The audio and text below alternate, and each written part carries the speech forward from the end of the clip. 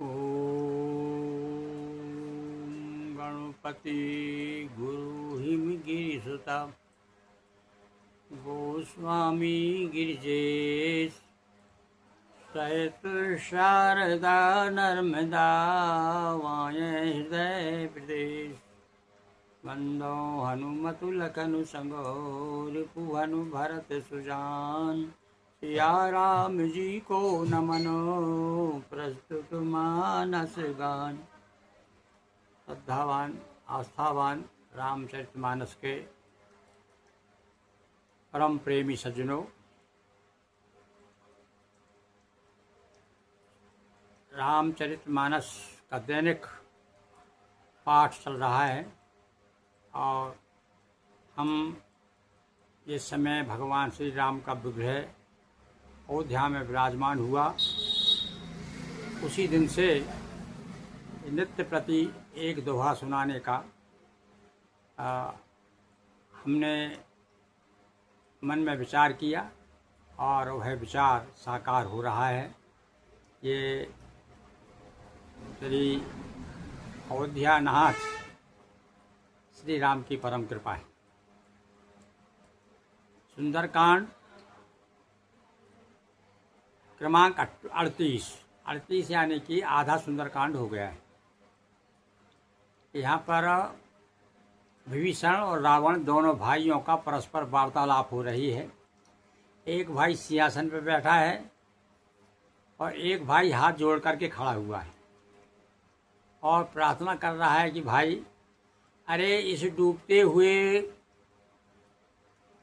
इस नाव को, ये डूबते हुए इस खुल के जहाज को आप बचा लो, और उसके लिए केवल एक ही काम आपको करना है कि जिनकी थाती है, जिनकी धरोहर है, उन्हें वापस कर दो। और बाद में ये भी कह दिया कि देखो, वो मनुष्य नहीं है, नर नहीं है, नारायण है। कभी कभी नारायण नर बन जाता है और नर भी यदि प्रगति करता है तो नारायण हो जाता है।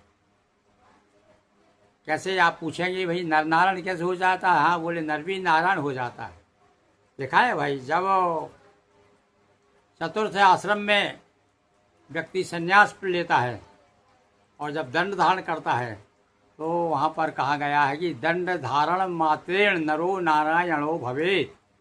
इसीलिए तो सन्यासी लोग परस्पर एक दूसरे को ओम नमो नारायण, हे नारायण हम आपको नमस्कार करते हैं, आप नर रूप में नारायण हैं। तो नर नारायण हो गए ना। और अब यहाँ हम जो कथा पढ़ रहे हैं वो कथा है उस नर की जो नारायण है, जो नारायण है पर अब नर है। इस समय अधिकांश लोगों को जिनकी आंखों पर पट्टी बंधी हुई है, जो माया के दबाव में हैं, वे उनको नर समझ रहे हैं। पूरा का पूरा लंका एक दो लोगों को छोड़ करके, जैसे कि उनके मालवान हैं, उनके नाना जी हैं, नाना जी की पुत्री है और इधर उनके भाई हैं।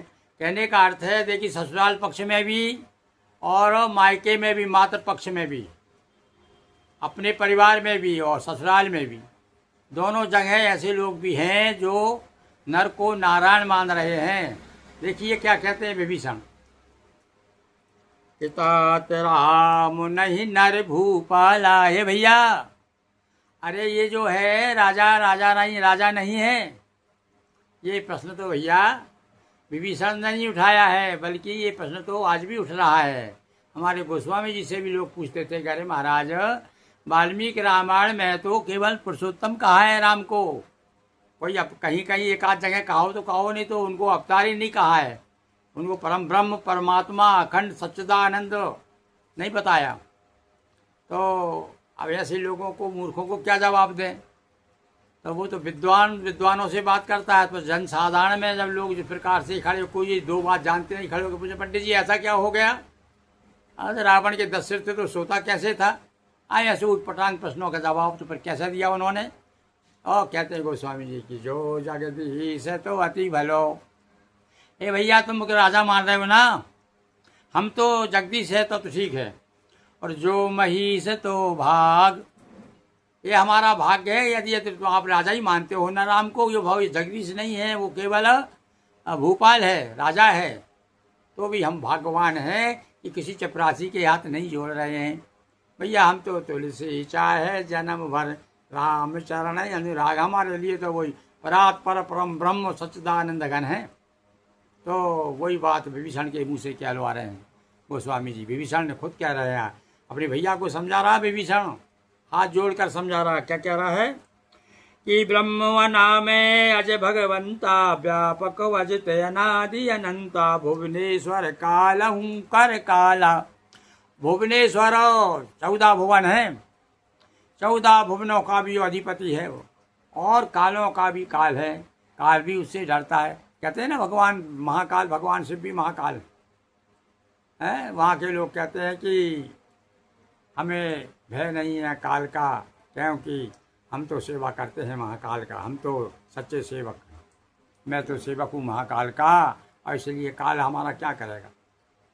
तो यहाँ पर वही बात कह रहे हैं भैया, क्योंकि चाहे वो शिव कहो चाहे राम कहो भाई, हाँ वही परमात्मा है, भगवान महाकाल है। तो ये भी महाकाल कह रहा, विभीषण कह रहा है बाहर कालों का भी काल है, कालहूँ कर काला, यानी कालों को भी काल, समय से भी ऊपर है, समय से परे हैं।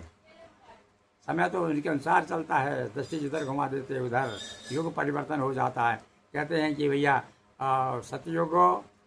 सतयुग त्रेता द्वापर और कलयुग, तो देखो युग बदल दिया कहीं बदल, किसने बदला है, ये कथा अलग सुनाएंगे हम आपको कभी है। सतयुग के बाद द्वापर आना चाहिए ना भाई संख्या में, त्रेता कैसे आ गया पहले। तो ये तो कालहूँ कर काल, काल को भी बदल दें, ऐसे महाकाल हैं, विभीषण समझा रहे। और कैसे हैं, अनामे अजय भगवंता व्यापको अजित अनादि अनंता, अनंत है, एक भी नहीं है वो, उनका अंत नहीं है, अनंत जिनका अंत ना हो, अनंत है। और अनादि, अनादि का मतलब है जिसकी कोई प्रारंभ ही नहीं हुआ हो, जिसका अनादि, जिसका आदि होता है उसका अंत होता है भैया। ये संसार का नियम है, जिसने जन्म लिया है उसे मरना ही है, जाना ही है। अब यहाँ जन्म के रूप में यहाँ आए थे, परमात्मा भी नर बन के आए थे ना, तो उनको जाना पड़ा, समाधि लेनी पड़ी कहाँ, आप जानते सरयू में। क्यों यहाँ धराधाम पे आए थे इसलिए, और नहीं तो वैसे तो वो अनादि हैं। तो वो बता रहे हैं कि ये वही अनादि है जो आदि बन के आया है। अब आप समझ लो, अपने भाई को समझा रहे हो। अनाम है यानी विकार रहित, तो दिखा रहा है, दिख जरूर रहा तुमको कि वो रोते हुए आए हैं अपनी पत्नी के लिए, ऐसी बात नहीं है, वो तो विकार रहित हैं। बोधिज धनु देव हितकारी, और ब्राह्मणों के लिए, गायों के लिए। अब यहाँ पर लोग ब्राह्मणों का नाम लेते ही पिचकने लगते हैं। अरे भैया ब्राह्मण तो वही वो शुद्ध पुरुष जो है, जो ब्रह्म में निरत है हमेशा, जो ईश्वर के समीप, ब्रह्म से कहते हैं जो ब्रह्म के पास में हो, ब्रह्म से ब्राह्मण बना, जो बिल्कुल पास बैठा हो ब्रह्म के, वो है ब्राह्मण। हर कोई ब्राह्मण थोड़ी होता है। अब वैसे अपने आप को कहते रहो भैया, एक बना लो, एक संगठन बना लो। अब तो कोई भी खड़ा होकर के कह रहा है, अभी कुछ लोग जो अपने आप को घोषणा कर रहे हैं कि हम तो ब्राह्मण हैं और कुछ नहीं है, पूजा हम करेंगे। बोले मंदिर हटा दो सब ब्राह्मणों को, जितने हैं उनको सब, हरिजनों को बिठा दो, वो भी सब ब्राह्मण। वैसे तो कहा गया कि भैया पहले तो संसार में एक ही जाति थी, ब्राह्मण। सारे संसार में ब्राह्मण पैदा किए थे भगवान ने। फिर बाद में जब असल पैदा किए और कमसल हो गए, तो क्या करोगे आप। तो कोई भेद तो बताना पड़ेगा ना कि भाई एक बाप के 4 बेटे हैं, तो एक शराबी है और एक पंडित है। तो नहीं कहना पड़ेगा यार ये तो सारे नालायक है, उसी का लड़का, किंतु ये तो शराबी है, अब ये पंडित नहीं रह गए। तो ऐसे भेद होते गए। तो वो द्विज दयन देव, द्विज कहा है भाई यहाँ पर, ब्राह्मण नहीं कहा है। द्विज यानी जिसका संस्कार हुआ हो, संस्कार द्विज उच्चते, संस्कार से द्विज माना जाता है ब्राह्मण जब होता है, नहीं तो वो भी शूद्रवत कहते हैं लोग। भाई अलग अलग विचार है, कुछ लोग पीछे पड़े हुए शब्दों के, कुछ कहते हैं नहीं भाई हमने तो ऐसे ही पढ़ा हुआ है, जन्म ना जायते शूद्रा संस्कार द्विजुच्यते, जन्म से सब शूद्र पैदा हुए हैं, सारे वो शूद्र है ही सारे के सारे। माँ के पेट से जब निकला तो नहलाएंगे धुलाएंगे, वैसे ही लोथड़ा बन के आया योनि में से निकल के। तो क्या अंतर है, वो तो क्या सत्य है, वो दिख तो रहा है सत्य। और जब संस्कार होते हैं उसके, भारतीय सनातन धर्म के अनुसार जब वो अपने जीवन को उतारता है तो फिर द्विज हो जाता है। और इसीलिए देखते ही हम लोग हैं, जब एक तो स्थिति ऐसी आती है कि ब्राह्मण भी सर झुकाते हैं उसको, जब उस संस्कार जब वहाँ पहुँचता है, जब उस स्थिति पहुँच जाता है, तब फिर क्या होता है, बोले कि ब्राह्मण संसार का गुरु, यदि कोई ब्राह्मण है तो ब्राह्मण का भी तो गुरु है कोई, तो वो कौन है, बोले वो सन्यासी। फिर सन्यासी का भी है कोई, बोले हाँ सन्यासी का भी है। सन्यासी का गुरु है अविनाशी, यानी परम परमात्मा तक देखो यहाँ तक पहुँच जाता है। नरो नारायणो भवेत्, नारायण हो जाता है। पर आओ यहाँ उस नारायण की बात नहीं कर रहे हैं इस समय। विभीषण कह रहा है महाराज ये नर नहीं है तो क्या है, भुवनेश्वर कालहू कर, अरे तो भुवनपति हैं। और गोदिश धैनु संत हितकारी, और हित किसका करते हैं, गायों का, ब्राह्मणों का, व पृथ्वी का है। गोदिश धैनु, गाय, अब धेनु और गो भाई दो बार आया यहाँ पर, तो यहाँ गो याने क्या है, गो याने पृथ्वी भी कह सकते हैं इसे। यहाँ गो से पृथ्वी देखो क्या अर्थ क्या दिया इन्होंने, देखे जरा हमारे रचनाकार ने लिखा है।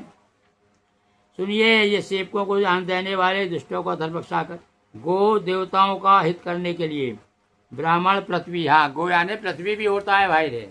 अभी जो गोस्वामी लिखते हैं ना, तो वो पृथ्वी के भी मालिक हैं, बड़े बड़े मठाधीश हैं भाई, बड़े बड़े 100-100, 400, 500 एकड़ जमीन है उनके पास में, पृथ्वीपति हैं वो, गोस्वामी हैं वो, इसलिए भी गोस्वामी हैं। तो गोदिज धैनु संत हितकारी, गोदिज धैनु देव हितकारी, देवताओं का हित करते हैं। कृपा सिंधु मानुष तनधारी, ये कृपा सिंधु हैं, कृपा करने के लिए आए हैं। तो अब ये कह सकता है रावण, अच्छा कृपा करने आए तो इधर क्यों नहीं कर रहा कृपा, तो बोले बेटा कृपा तुम चाहते ही नहीं हो कृपा। अरे जो चाहेगा कृपा सिंधु के पास, जो लेने आएगा वही तो विष्णु को तो मिलेगा। ये मनुष्य का धारण तन करके, मनुष्य का शरीर धारण करके आए हुए हैं। जन रंजन भंजन खल भ्राता, वेद धर्म रक्षक। अरे भैया ये वेद की रक्षा, इसका मतलब सीधा सा कह दिया कि तुम वेदों के विपरीत चल रहे हो। हे भाई साहब, आप जो है वेद मार्ग छोड़ दिया है, तुम कुमार्गी हो गए हो, वाम मार्गी हो गए हो, इसलिए वेद के रक्षक हैं। जब जब वेद के ऊपर आँच आती है तब तो भगवान अवतार लेते हैं, वेदों की फिर से स्थापना करते हैं। जैसे जगत गुरु शंकराचार्य आए, आपने देखा वेदों की चारों, वेदों के चार, एक एक वेद को लेकर के, एक एक वेद को लेकर के एक एक मठ की स्थापना की है कि भाई इस मठ में केवल इस वेद का ही प्रचार होगा, इस मठ में इस वेद का होगा, वेद के अनुयायी रहेंगे, वेद के अनुसार चलेंगे। तो वेद का उद्धार हुआ कि नहीं हुआ। तो ऐसे भैया वेद के रक्षा करने वाले हैं। जन रंजन भंजन खल भ्राता, रंजन रंजन नहीं करते, वो क्या करते हैं, भंजन भी करते हैं। तो उस कर में पड़ गया को, अच्छा रावण बड़ी ध्यान से सुन रहा है, बोले माता अच्छा भंजन किसका करते हैं, बोले भंजन आप जैसों का करते हैं, खल भंजन।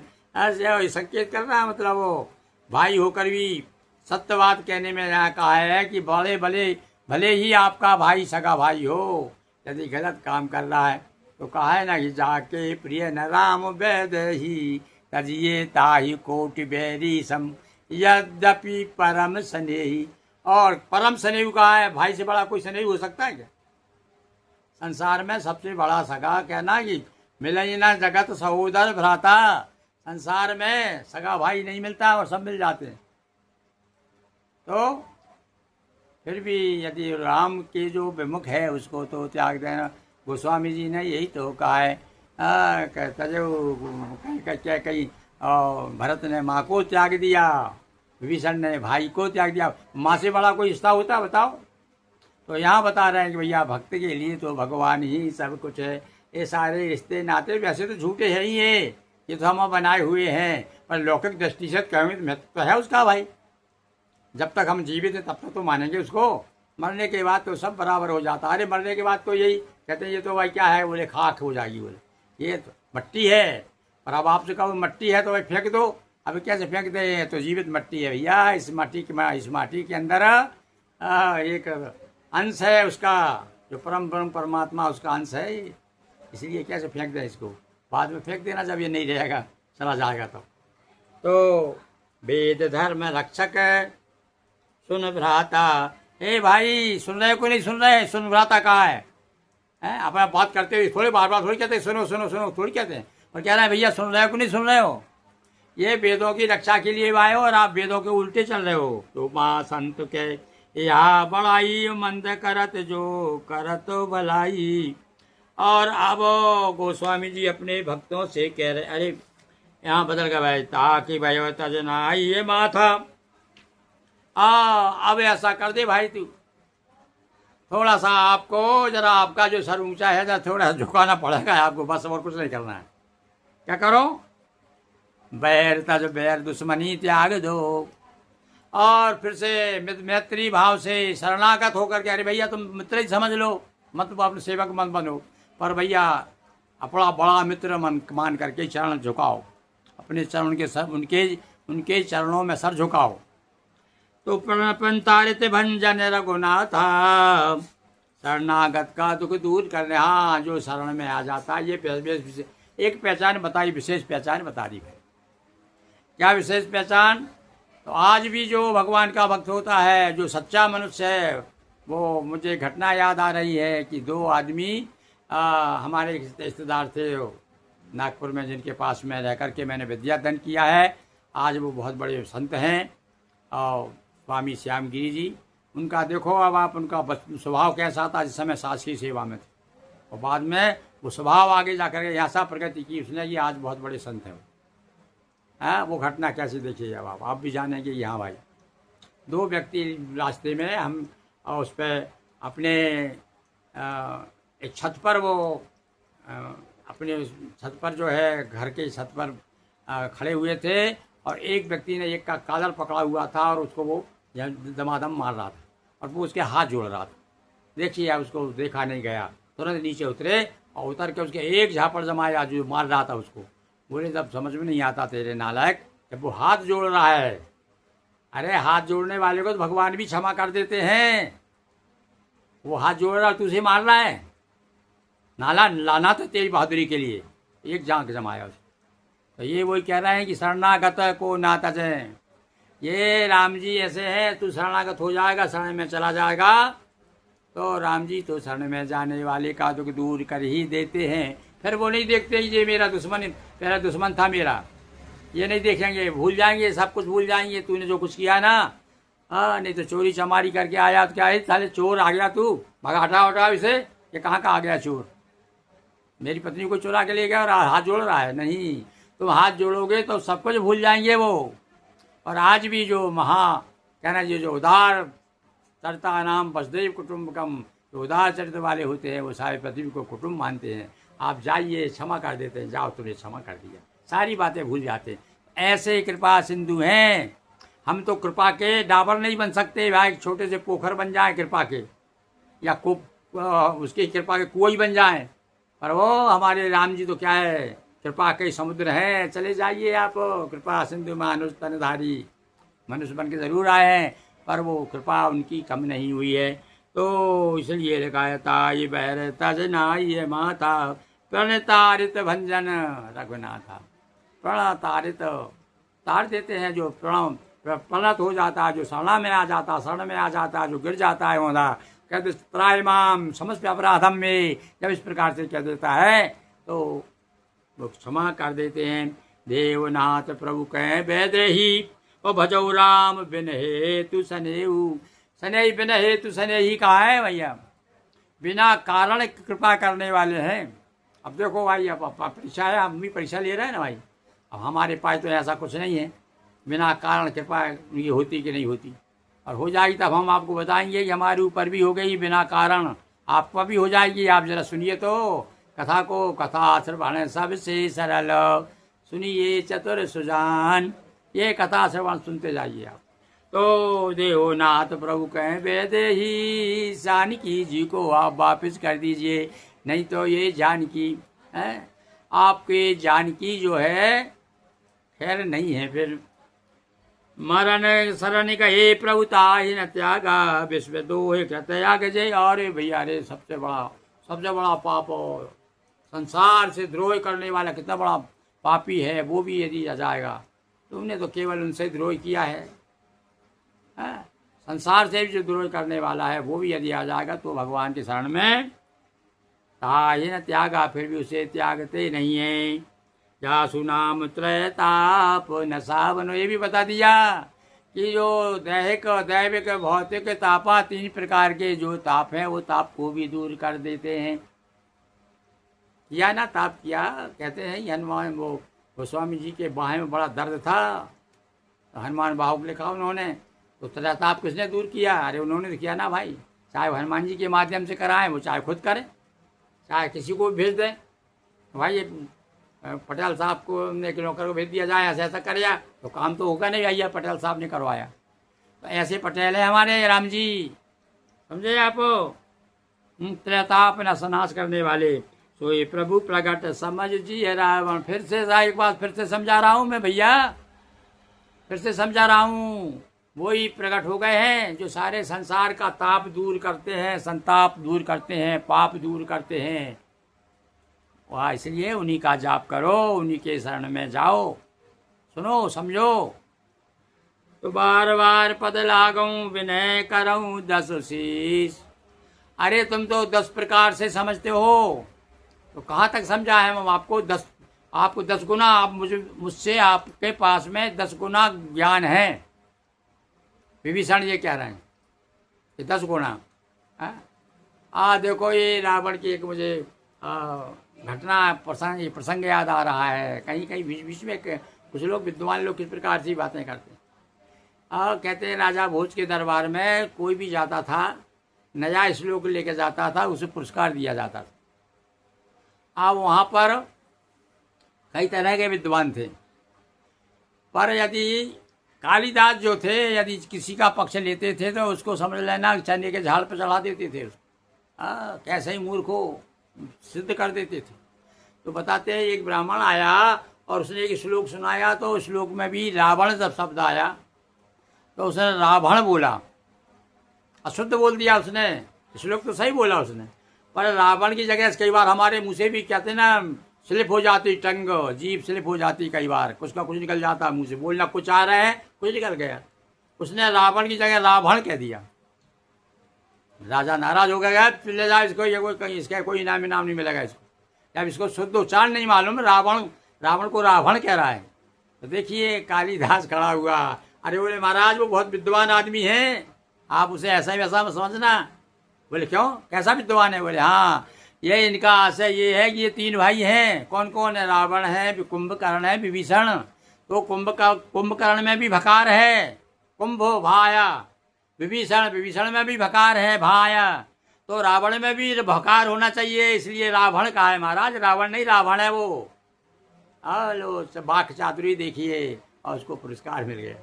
तो ये अलग अलग विद्वानों का है। तो जासु नाम, तो बार बार पद लागूं, बार बार आपके मैं प्रणाम कर रहा हूँ, बार बार चरण, बार बार प्रणाम कर रहा हूँ आपको। आप मेरे प्रणाम की रख लो, कुछ नहीं तो। और 10 शीश का है कि आप 10 गुना मुझसे समझ रखते हो। अब तो समझो, इसके बाद भी नहीं समझे। तो पर हरिमान मोह बद भजऊ कौशलाधीश। अरे वो राजा है अभी वनवासी के रूप में, भले ही तुम कह रहे हो ये तो साले वनवासी है, जंगल में घूमने वाले हैं, ये कौन है? कुछ नहीं, तुम तो गाली दोगे उनको, किंतु समझ लो कौशलाधीश है वो। कौशलपुर के राजा हैं, और कौशलपुर का जो भी नाम लेकर के चलता है उसकी कुशल ही कुशल हो जाती है। फिर वैसे नगर कीजे सब काजा, हृदय राख कौशलपुर राजा। अरे कुशलता, कौशल शब्द में कुशलता और कौशलता छिपी हुई है, ऐसे कौशलाधीश है। यानी वहाँ कुशल, ये भी कह दिया कौशलाधीश है, मतलब आपकी कुशलता उसी में है, और आपको कुशल भी तभी मानो जाओगे जब कौशलाधीश के शरण में चले जाओगे। मुनि पुलस्त्य निज शिष्य सना कही पठई यह बात। मुनि पुलस्त्य ने अपने शिष्य के हाथ यह बात कहला भेजी है। देखो कितने चतुर हैं विभीषण, कितना चतुर है। ये नहीं कह रहा है मैं अपनी तरफ से कह रहा हूँ, अरे आपके बाप दादे, आपके पिता के पिता दादाजी, आपके दादा ने समाचार भेजा है। अब तो मानोगे बात भैया। देखो छोटे की मत मानो, बड़े की तो मानोगे। तो बड़े आपके पिता भी विसर्वा के पिता भी उत्तम कुल पुलस्त्य नाती। तो पुलस्त्य ने अपने शिष्य के हाथ खबर भेजी है कि ऐसा ऐसा रावण से कह देना कि वो जो है वो नर नहीं है, वो नारायण है, अभी सुधर जाओ।